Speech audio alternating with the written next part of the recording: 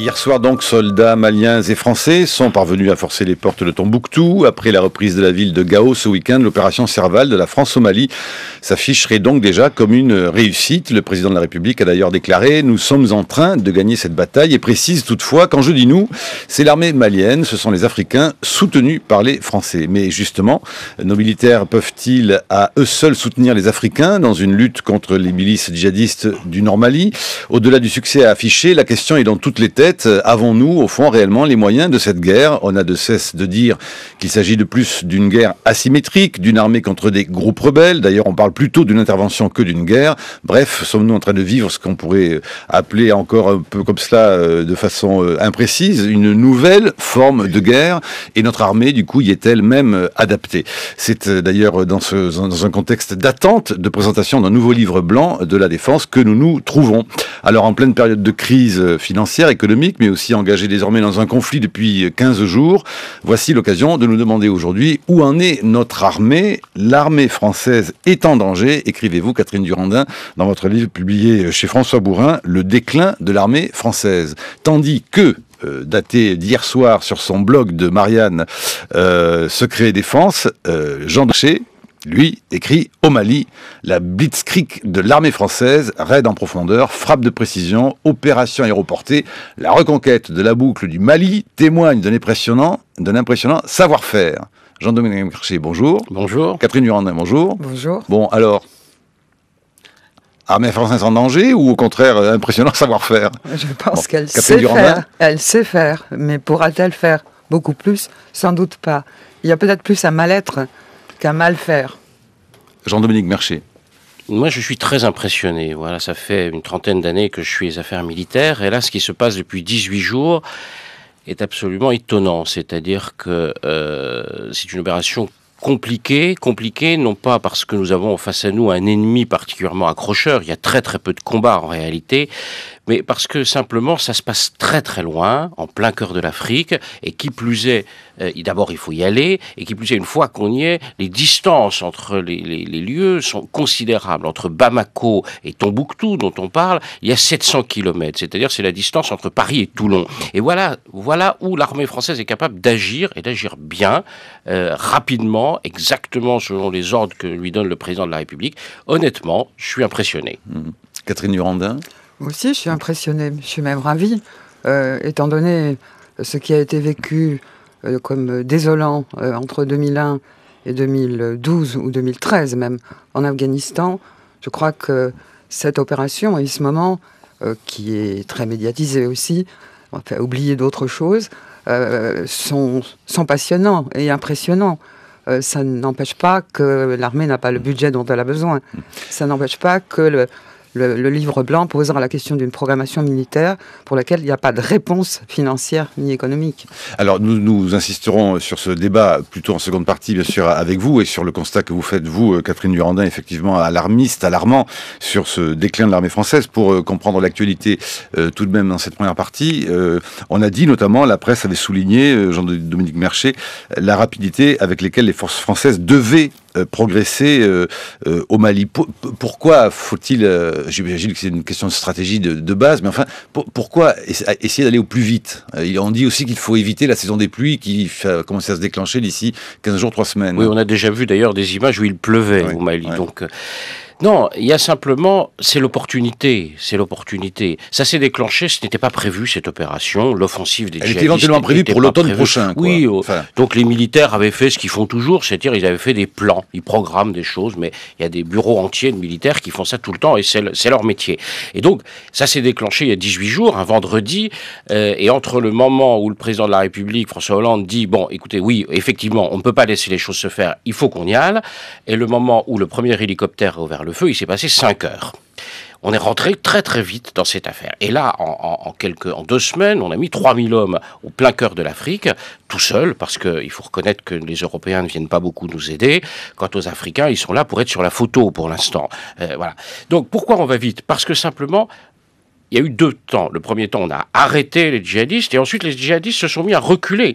Et donc, on est simplement en train de reprendre, mais c'est pas simple de reprendre parce que c'est loin, de reprendre les zones que les djihadistes évacuent sous notre pression. Donc, les djihadistes s'en vont et on reprend. C'est simplement que, voilà, on peut pas laisser cet espace vide. Donc, il faut aller vite parce que la guerre, parfois, ça va vite. Alors, combien de temps peut durer cette opération selon vous ? Alors là, c'est un mystère absolu. Ça peut durer 6 mois, comme ça peut durer 10 ans. Il vaudrait mieux que ça dure 6 mois. 10 ans, c'est l'Afghanistan. 10 ans, c'est l'Afghanistan. Donc ça, j'ai suffisamment crié holà sur l'Afghanistan, partons, trouvons la porte de sortie, pour craindre effectivement qu'on puisse rester trop longtemps au Mali. Donc, mais pour l'instant, honnêtement, c'est absolument imprévisible. Et peut-on se passer encore longtemps d'un soutien militaire direct de la part de nos alliés ? De toute façon, il faudra bien. Voilà, puisque ils ne viendront pas. Ils feront semblant de venir. Alors, les Américains sont là, les Américains nous aident. Alors, ils nous prêtent des drones parce qu'on est en manque de drones, c'est ça ? Oui, ils nous prêtent des drones. Qu'est-ce que ça veut dire, ça, sur le plan militaire ? On est très fort en hélicoptère, mais très mauvais en drones. Voilà, vous savez, il y a 2 pays au monde qui ont fabriqué des drones. Il y a les Israéliens et les Américains. Il y a un échec des Européens, et notamment des Français, un échec industriel, un échec militaire, un échec politique depuis 10 ans. On a été incapable de construire des drones. Aujourd'hui, on le constate. On va être obligé d'en acheter aux Américains. Mais effectivement, les Américains nous aident sur les endroits où on a du mal, les drones, le ravitaillement en vol. Voilà, des choses très techniques. Mais la guerre, c'est très technique à un moment. Mais qu'est-ce qui fait que c'est un problème qu'on n'ait pas assez de drones pour ceux qui ne savent pas ce que c'est que Alors, un drone, c'est simplement un avion qui est piloté depuis le sol. Qui est piloté depuis le sol. C'est pas un avion sans pilote. Ouais. C'est pas un robot qui marche tout seul. C'est simplement un avion qu'on met en l'air, qui peut rester pendant des heures et des heures. Son intérêt, c'est ça. C'est qu'il peut rester au-dessus d'une zone pendant 10, 20 heures. Et certains drones américains notamment sont armés, c'est-à-dire que c'est non seulement un système d'observation, mais c'est un système qui permet de détruire des cibles. C'est ce que les Américains font au Pakistan, font au Yémen depuis des années. Ça, on n'a pas. Et effectivement, aujourd'hui, c'est que le manque est criant. Mais c'est un constat que tout le monde, tous les spécialistes faisaient depuis des mois. Simplement, maintenant, on le voit un peu plus, mais... Les derniers hélicoptères de combat français, à rentrer de Tombouctou, se sont posés la nuit à Sévaré, et le colonel Frédéric Goud, dit « Aucun coup de feu n'a été tiré pour reprendre la ville occupée depuis 9 mois par les djihadistes. » Il dit « Je préfère parler de la guerre comme ça, tant mieux si on n'a pas tiré », dit cet officier de 45 ans. Oui, vous savez... C'est toujours pareil à la guerre, il vaut mieux ne pas tirer. C'est-à-dire que quand vous rentrez dans un terrain, dans un territoire, si vous n'avez plus personne en face parce qu'ils sont partis, parce qu'ils ont eu peur de vous, ça vaut mieux. Or, c'est ce qui se passe. Alors, est-ce qu'ils ont peur ? En partie, ils ont peur. Mais il y a aussi sans doute une stratégie qui est de savoir que de toute façon, ils n'ont pas les moyens de s'opposer à l'armée française sur ce terrain-là. Et donc, ils se replient, se réfugient dans leur zone de sécurité, plus au nord. Et puis ensuite, on verra bien ce qui se passera. Parce que ça m'étonnerait que les djihadistes viennent un jour avec un drapeau blanc en disant « Bon, les gars, on a compris, on se rend et vous êtes les meilleurs. » Et voilà. Donc, ils vont continuer à faire la guerre à leur manière. Mais ça, c'est l'étape suivante. Et on n'y est pas. Là, ça peut être effectivement tout à fait autre chose et beaucoup moins sympathique. Catherine Durandin ? Non, je repensais tout simplement à cette notion de déclin qui paraît inappropriée aujourd'hui dans le cadre de la campagne ou de l'opération au Mali. Et je pensais à ces questions de matériel notamment. Je crois quand même, Jean-Dominique Merchet, que vous êtes un petit peu pessimiste quand vous dites qu'on est tout seul au Mali. L'apport américain est un apport important en transport, notamment, pas seulement pour les drones qui nous manquent, nous manquons des drones armés, on s'était déjà aperçu en Libye. Je crois que c'est important aussi l'apport britannique au niveau du renseignement et que l'apport américain est en train de se développer à partir d'accords qui ont été signés hier avec le Niger. Je parlais surtout de l'apport des Européens. À part les Britanniques, les Allemands, par exemple, sont complètement absents. Oui, d'une manière absolument insensée. L'absence européenne, elle est à répétition. Elle a été fortement absente aussi, cette Europe, dans le cadre de l'opération libyenne. Cela dit, une Europe de la défense n'aurait pas fait beaucoup mieux, non ? Comment prendre une décision rapide à 27, contrairement à ce qu'un homme seul, comme François Hollande et un état-major, on va dire, peut décider. Est-ce qu'on aurait décidé, l'Europe à 27, de frapper cette zone nord du Mali en 5 heures ? Évidemment non. L'Europe de la défense, je pense que beaucoup de gens aujourd'hui ont compris que c'était le synonyme de l'impuissance. Ça ne veut pas dire que lorsqu'on demande à nos alliés de venir nous aider, ils doivent se réfugier derrière des prétextes absolument insensés, comme le font les Allemands, à qui on a demandé des ravitailleurs en vol parce que nous avons un vrai problème, nous n'en avons pas assez pour faire voler les avions. Et les Allemands ont dit, écoutez, on a un problème, on viendrait bien, mais ils ne sont pas certifiés juridiquement pour pouvoir intervenir. Donc on va les certifier et ensuite on viendra. Au bout de 25 ans de coopération, ou même 50 ans de coopération franco-allemande, comme on l'a fêté récemment, en être là, c'est assez dérisoire en fait. Alors est-ce que cette guerre coûte cher à l'État, vous qui êtes spécialiste de la question, Catherine Durandin, Jean-Dominique Merchet, la semaine dernière, Jean-Yves Le Drian a annoncé que le coût de l'opération Mali avait coûté jusqu'à présent à peu près 30 millions d'euros, 12 jours après son lancement. Oui, c'était mercredi que Jean-Yves Le Drian faisait cette déclaration. En période de crise, on peut le supporter, ça c'est ça qui est assez étonnant et extraordinaire. C'est que d'un côté, le système informatique de paiement des armées, de paiement des primes, ne fonctionne pas ou fonctionne de façon déficiente aujourd'hui. Le système c'est ce que vous écrivez dans le livre, c'est assez effrayant. C'est assez extraordinaire de voir des blogs de femmes, de militaires, puisqu'elles ne sont pas soumises au devoir de réserve, s'exprimer sur ce point. Et de l'autre, on a les moyens de cette opération spectaculaire, alors que le budget de la défense en France est à moins de 2% maintenant, largement moins de 2%, puisqu'on est à 1,6%.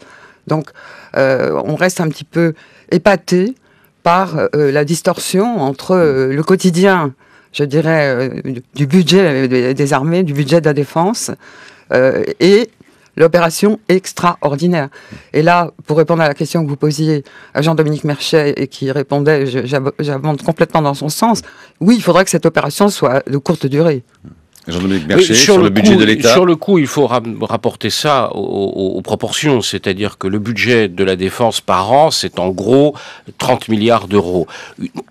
Une opération extérieure coûteuse, comme on a pu connaître en Afghanistan, même en Libye, et comme on connaîtra au Mali, d'une certaine manière, on compte en centaines de millions, c'est-à-dire c'est 1 ou 2% du budget de la défense de l'année. Donc on est quand même dans des choses tout à fait raisonnables.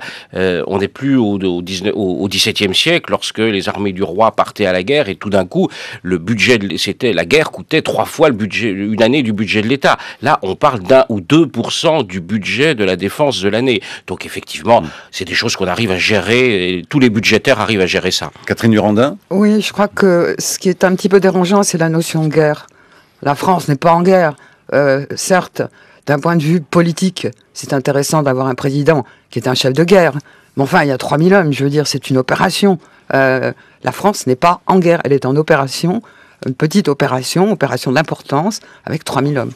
Est-ce que cette intervention, donc, comme vous l'appelez, Catherine Durandin, peut changer ou pas les termes, les contours du débat et autour du livre blanc de la défense, dont on ne connaît pas toujours pas la date, qu'il est repoussé régulièrement. Ça devait être fin février, mais là, ça va sans doute traîner encore un peu, parce que il va falloir réactualiser tout ça.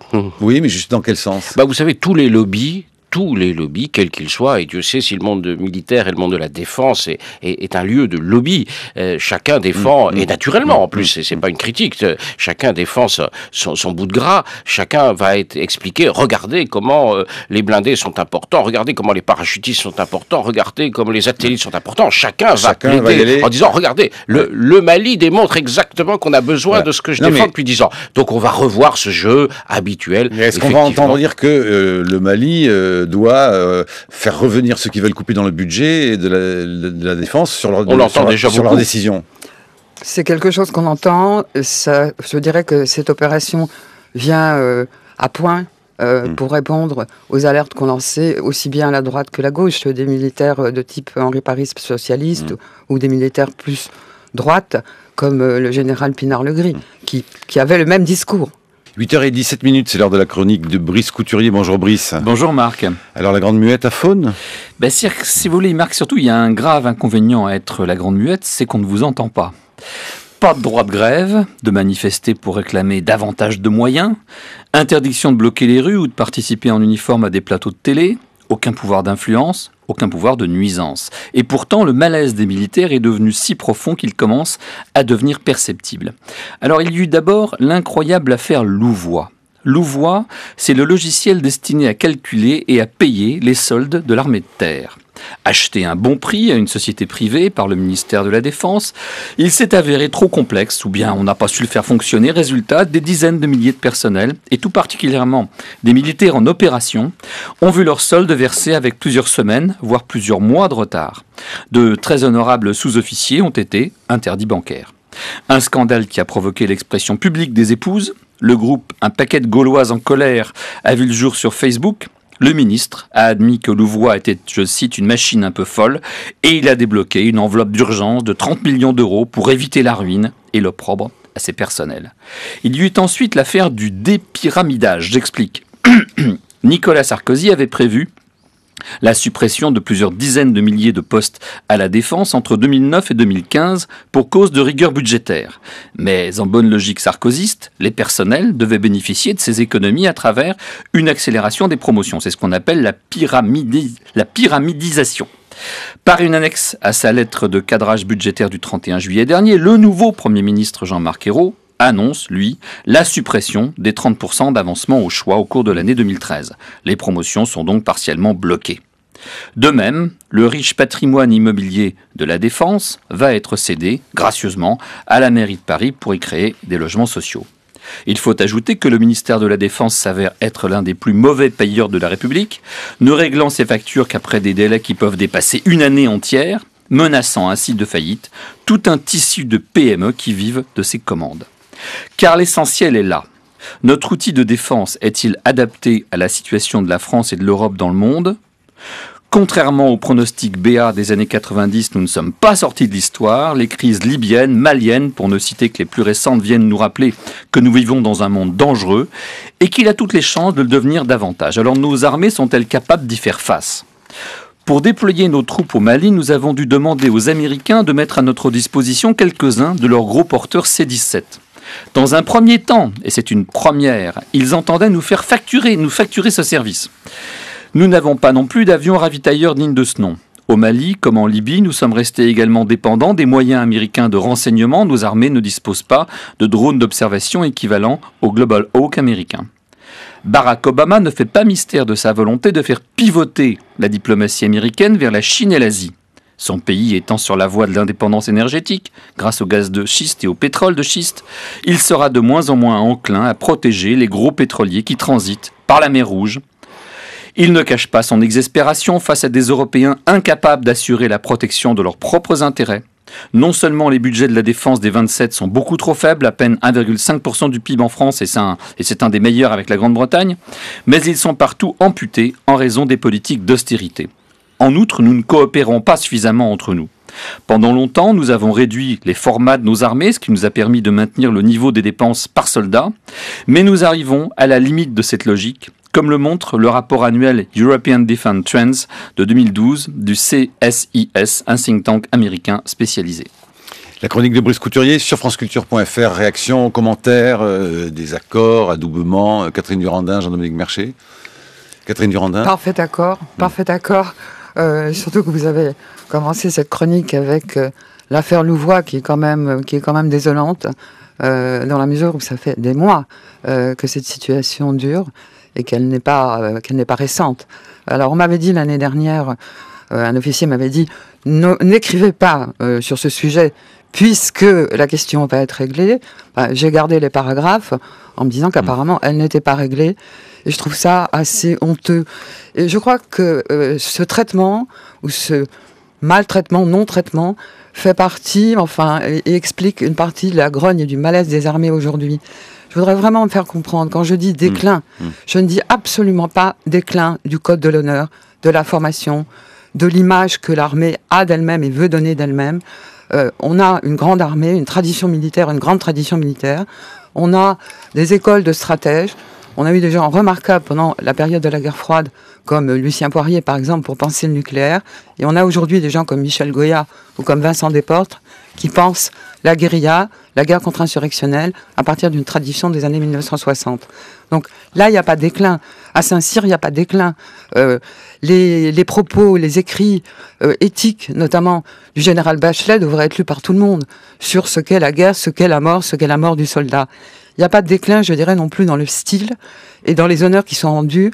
Je ne veux pas être emphatique, mais j'ai été très émue par les honneurs successifs rendus depuis 2008, notamment dans la cour de l'Hôtel des Invalides, aux soldats et à leurs familles qui sont tombés en Afghanistan. Le grand problème étant de répondre à la question « Pourquoi, pour qui meurt-il ?» question qui, pour l'Afghanistan, n'a pas de réponse.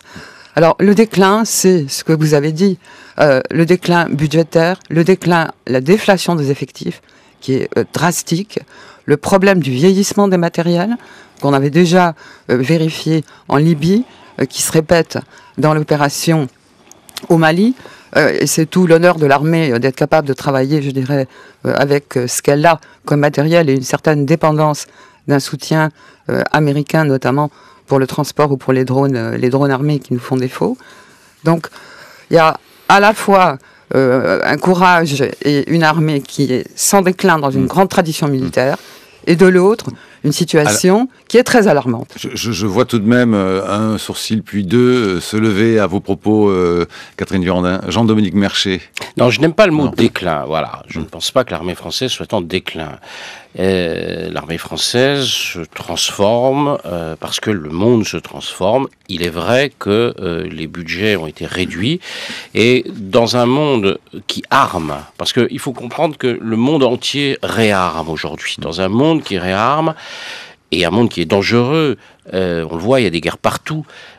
L'Europe, globalement, désarme. C'est un problème européen.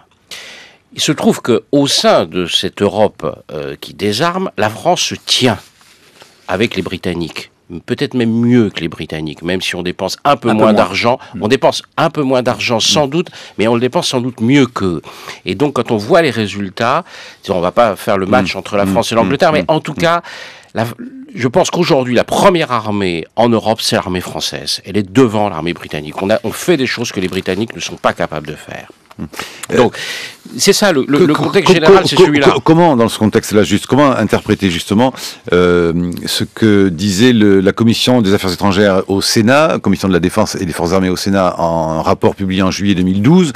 Le format de nos armées est juste insuffisant, écrivait cette Commission des Affaires étrangères et de la Défense. Nous avons une armée de poche, de haute qualité, mais finalement vulnérable, s'inquiétaient les sénateurs à ce sujet. C'est pas faux. L'armée française aujourd'hui, en termes d'effectifs, elle est à un minimum historique qu'on retrouve depuis le XVIIe siècle. C'est-à-dire que les effectifs de l'armée française, de l'armée de terre, n'ont jamais été aussi faibles depuis Louis XIV. Voilà, ça c'est la réalité. Voilà. Sauf que, est-ce qu'on a les moyens de faire autrement? Est-ce qu'on peut faire comme si la crise économique n'était pas là? Donc on peut toujours dire il faut plus d'argent. Bien sûr qu'il faut plus d'argent. Il faut plus d'argent pour l'armée. Comme il faut plus d'argent pour les hôpitaux, il faut plus d'argent pour l'école, il faut plus d'argent pour plein de choses. Ça, il n'y a pas de doute. Et que les militaires, comme les profs, comme les médecins, comme les journalistes, trouvent qu'il faudrait plus d'argent pour leur propre boutique, c'est normal. Il faut les écouter, il faut les entendre. Ça fait partie du débat. Mais cela dit, dire que tout fout le camp et qu'on n'est plus du tout dans que l'armée française est devenue l'ombre d'elle-même, que rien ne marche, c'est pas vrai. Les dysfonctionnements qu'on a pointés, qui sont des dysfonctionnements absolument réels, Louvois, le système Chorus de paiement des entreprises, ce ne sont pas des dysfonctionnements militaires, ce sont des dysfonctionnements administratifs. C'est pas une armée qui dysfonctionne quand on l'engage sur le terrain, c'est simplement un ministère, un État qui ne sait plus fonctionner. C'est autre chose.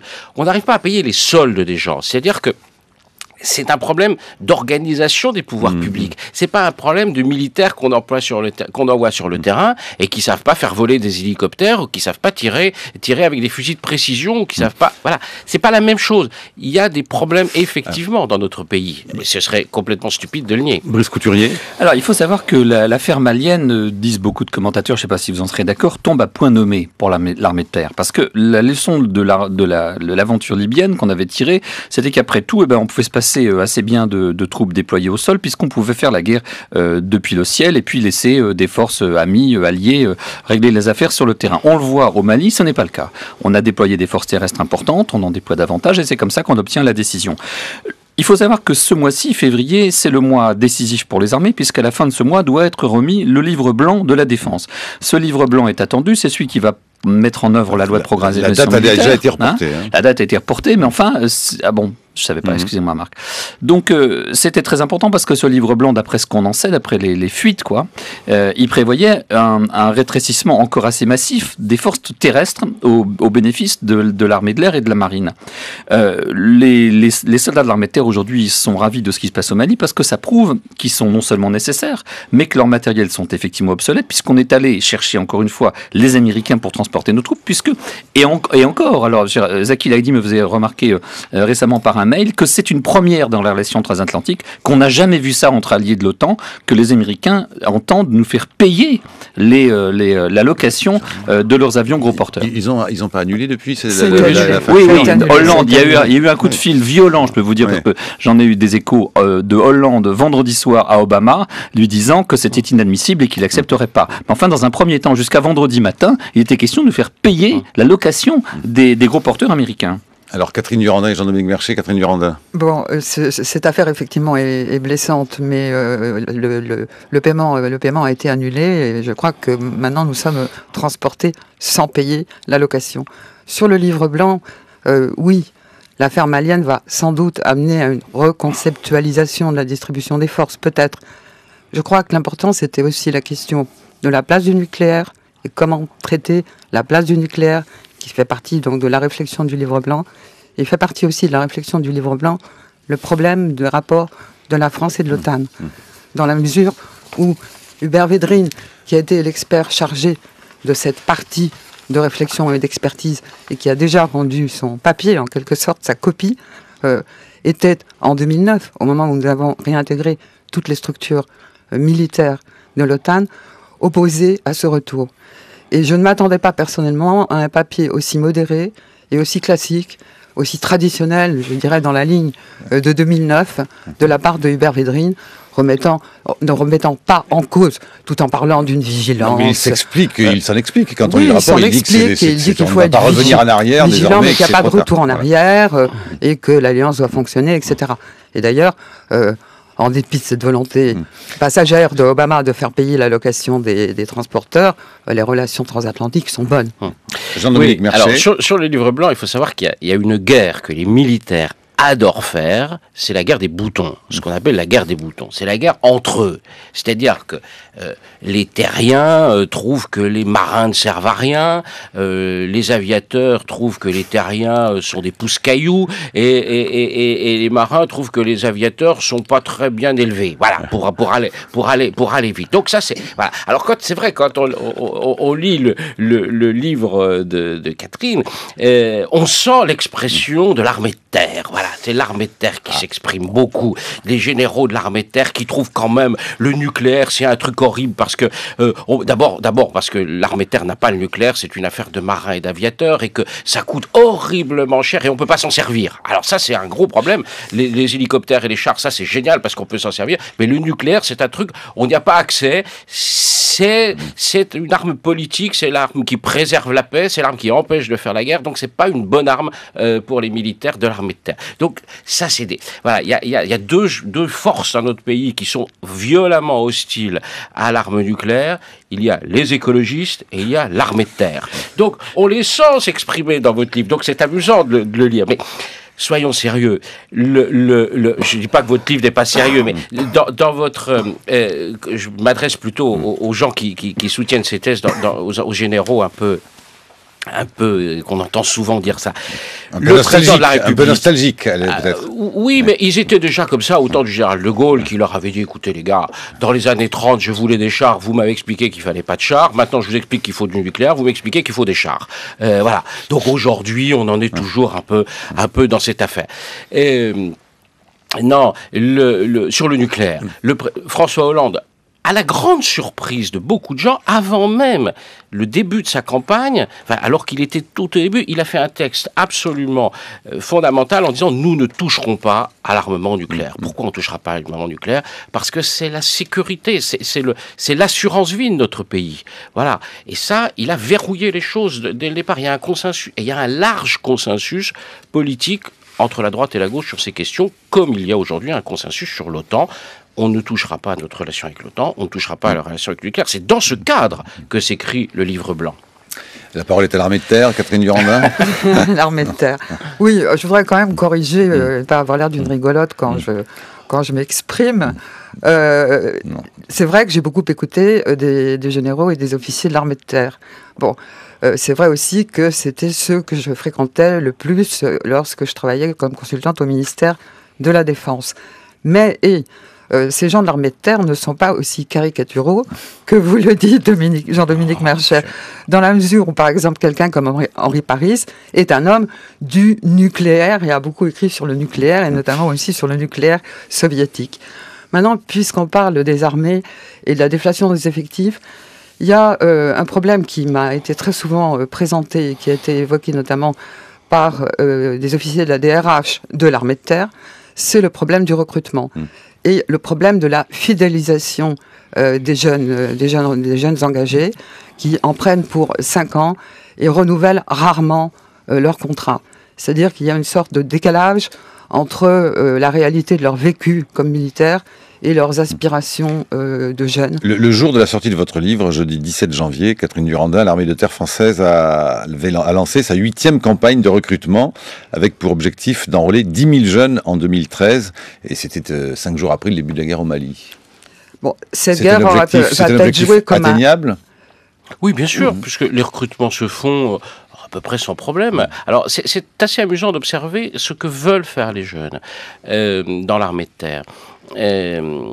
Pour le cœur de métier, c'est-à-dire le fantassin, le parachutiste, le chasseur alpin, là, il y a du candidat. Voilà. Les jeunes ont envie de ça. En revanche, quand on leur dit, écoutez, nous, on cherche plutôt des mécaniciens, des cuisiniers, des informaticiens, là, comme dans les entreprises privées, l'armée a du mal à recruter. Parce que le gars qui veut être cuisinier, il n'a pas tellement envie d'être cuisinier dans une caserne. Il a plutôt, ou dans un camp au Mali ou en Afghanistan, il a plutôt envie de travailler dans un bon restaurant. Ou informaticien, le gars se dit, bon, je vais aller faire... je vais aller chez Apple, quoi. Voilà, je ne vais pas aller dans l'armée. Donc, effectivement, il y a un problème de recrutement sur des postes comme ça, mais le cœur de métier, et ça c'est parce qu'il y a une vraie tradition militaire dans notre pays, une vieille, très ancienne tradition, les jeunes continuent à avoir envie de faire ce métier, ils sont là, quoi. Mais de quoi a-t-on besoin, au fond, aujourd'hui, dans l'armée française ? On a besoin de renouveler un matériel ou de s'enrichir en matériel de pointe, ou on a besoin de soldats ? Des deux, mon capitaine. Brice Couturier ? Je voudrais revenir sur l'affaire de la faiblesse des moyens. Parce que ça me paraît vraiment le cœur du problème. Il y a une vraie faiblesse des moyens militaires, d'une part parce qu'effectivement on a réduit les effectifs, mais enfin c'est pas la question les effectifs. La question c'est quel est le pourcentage de ces effectifs qui sont réellement déployables sur le terrain. Or on s'aperçoit que les Américains peuvent déployer 24% de leurs troupes, nous on peut en déployer 14%.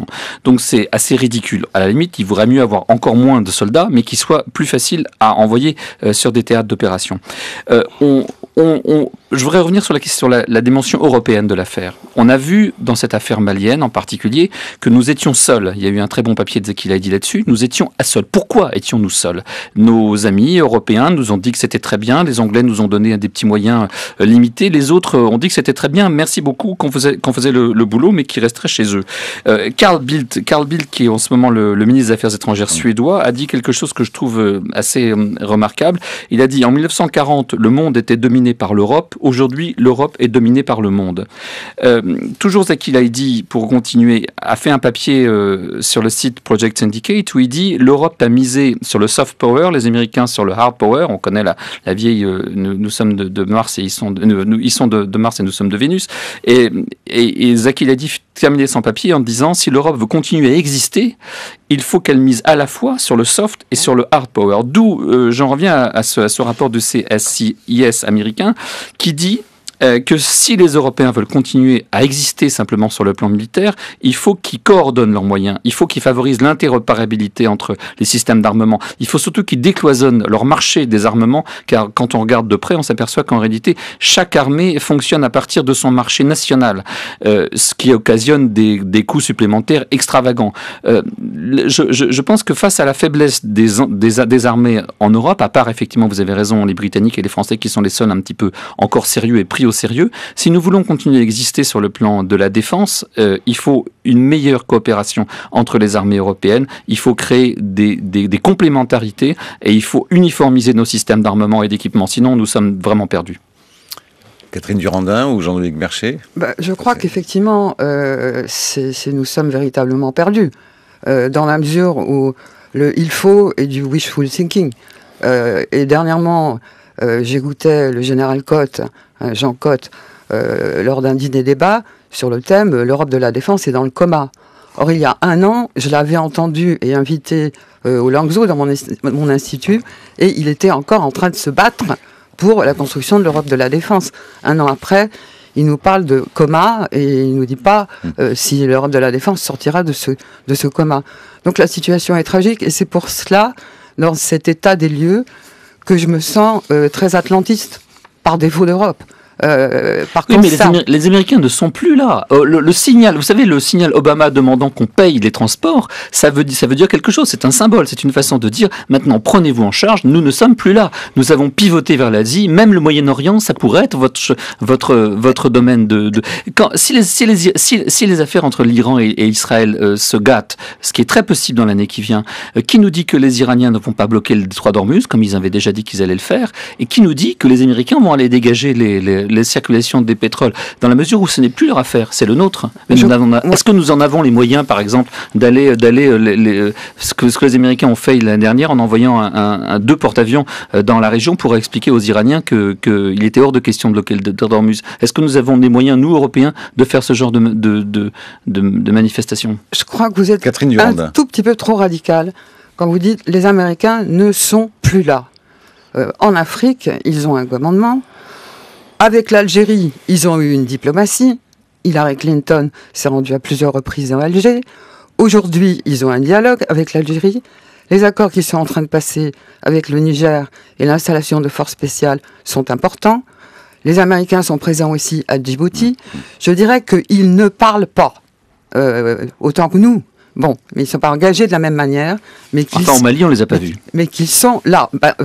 On a dû les voir quand même, puisqu'ils nous dans le ciel. Avec un drone. Ils nous transportent. Jean-Dominique Mercier. Oui, vous posiez, Brice, la question de la défense européenne. J'ai écrit un petit ouvrage jadis disant que c'était une grande illusion. Et effectivement, à l'époque, on m'a beaucoup dit, monsieur, vous êtes un eurosceptique, un horrible eurosceptique. Voilà. Je crains que les faits me donnent raison. C'est une grande illusion.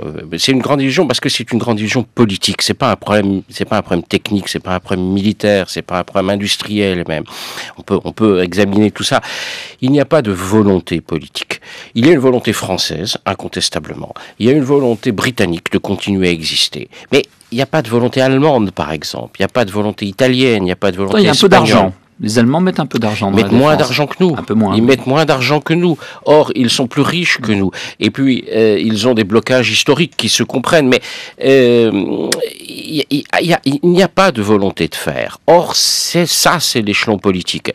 Si l'échelon politique était là, s'il y avait la décision de faire, par exemple, ce que nous avons fait avec les Britanniques au moment de la Libye, voilà, en quelques jours, toc toc, ça s'est monté, ça s'est fait. On pouvait imaginer que les Allemands ou d'autres, ou les Italiens, ou les Espagnols, les Portugais, enfin n'importe qui en Europe disent on y va. Le problème, il est là. Alors, ils ont été en Afghanistan, les Allemands. Les Allemands sont d'ailleurs... Alors ça aussi, c'est un élément qu'il faut prendre en compte. Nous sommes partis d'Afghanistan très vite.